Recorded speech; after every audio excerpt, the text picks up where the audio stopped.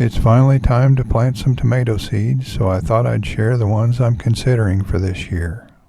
I'll be planting seeds for all of the ones on this list, but not all of them will make it out into the garden. I'll make a final decision on which ones we're going to grow when it's closer to the time to transplant them outside. I normally grow a bunch of new ones every year, but this year I'll be growing mostly ones that I've grown before. First on the list is Boronia, which is one of my favorite dwarf varieties to grow. The plant itself grows to about 4 feet tall. It has darker tomatoes that taste really good. Here's what I had to say about it a few years ago when I did a taste test. Here we are in the middle of July, and this one is only about 3 feet tall, so it's perfect for my garden. I think I might have found my new favorite so far.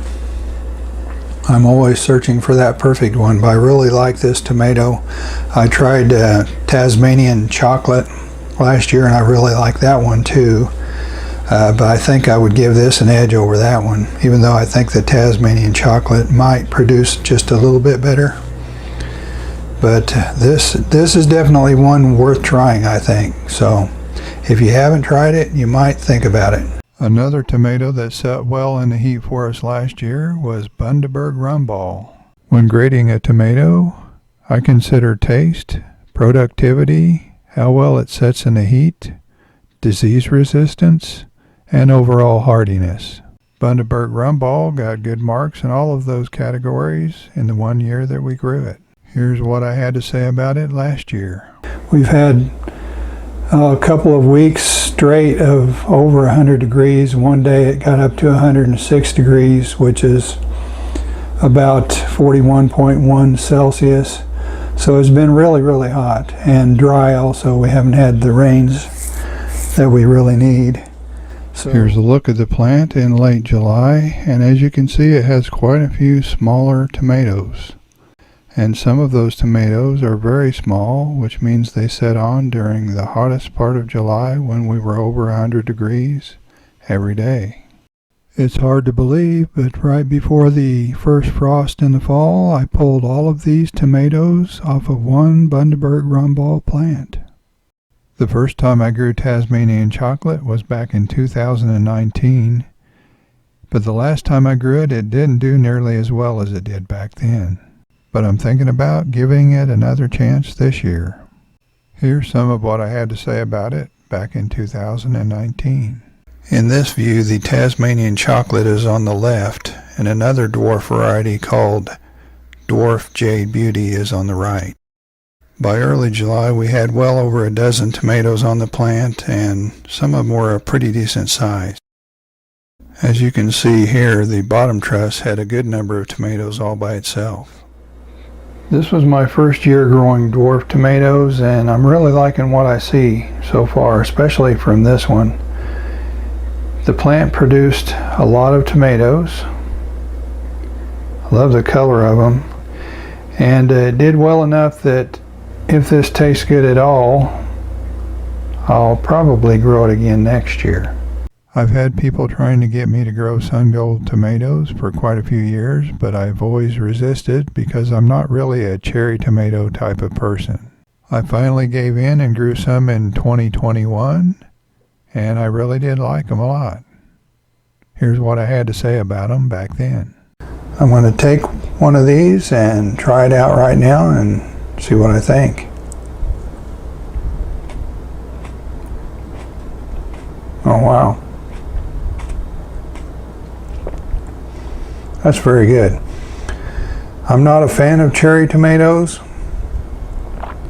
and this is the first cherry tomato that really gave me an intense flavor rather than just a blah.